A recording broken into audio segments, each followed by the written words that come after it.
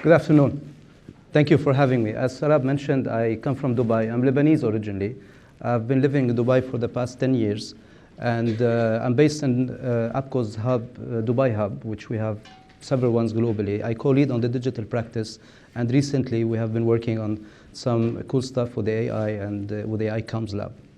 So today's presentation is no technical by all means. We're not talking technical. We're talking about the emergence of something that we're witnessing on our personal life. At least this is how it started with me.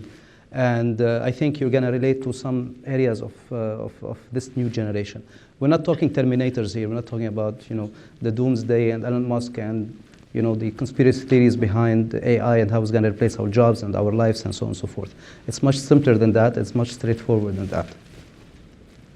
Now, this started with my own, let's say, migration. I'm not a digital native as you can see, I have white hair and my beard. So in 2008, when the financial crisis hit, I found myself in a situation, I'm a marketeer, I'm a communications person, and coming from a traditional world where it's crumbling and dying. So I had to do a shift to a much more, let's say, digitally focused career to be able to survive in the ecosystem that's being created. And from there, that experience as well, I thought like, I'm happy, I'm cruising, it's been 10 years, I managed to shift and survive the dinosaur age and be able to cope with that. And then a couple of years back, I see that I have to do all of this all over again. Because AI is here, it's not digital, it's not internet anymore. And I have to do re-adaptation again and see how to go about it and how to navigate. And I thought I'm done with that and it's going to be cruise all the way. Now, what helps me in that is as well the environment we live in and my family and my kids and try to identify where this world is going. Now, historically, until today, we as humans are divided by cohorts, by brackets of time and age.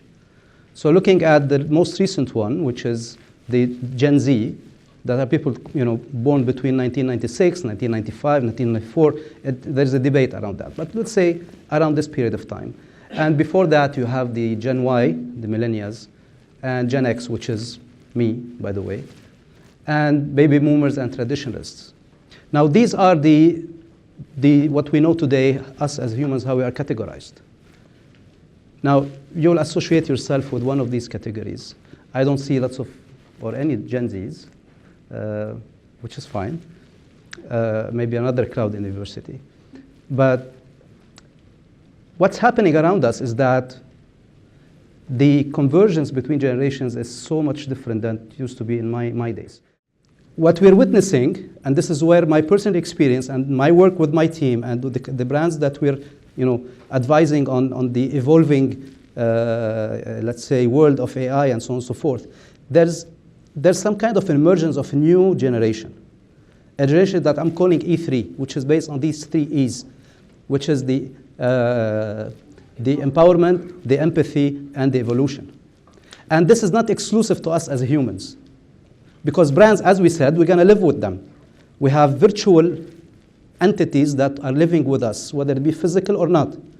So the question about the time to decide on how we're going to be categorized as individuals is still relevant, given the examples of a 78 years old using those platforms and those personas, and an 8 years old.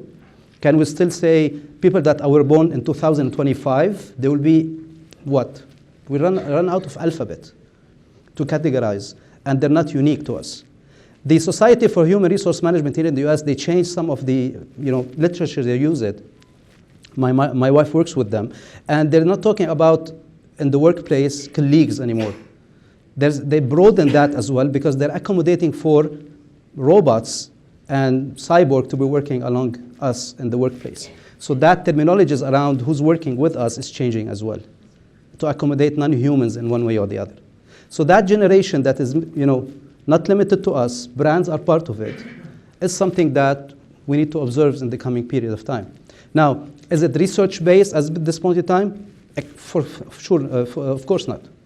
Is it something that we have to do more research around it and the qualitative, quantitative that you guys do and you're expert in that space? Yes, we do. But we cannot deny the fact that these are things that we're living, and in the next 2 to 3 years, because the acceleration is much faster than the digital transformation, it's going to become much more obvious. And I think there is the opportunity of having this much more scientific and not just observations and things that we live on an everyday basis. Thank you. Thank you so much.